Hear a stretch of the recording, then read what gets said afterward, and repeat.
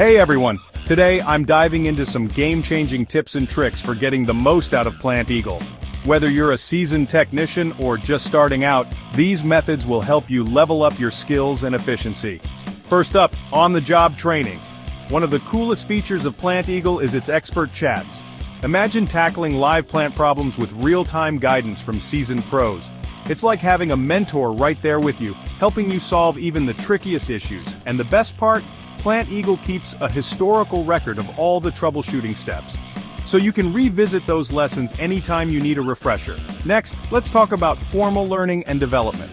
Plant Eagle isn't just about solving problems in the moment, it also helps you get ahead with structured training programs.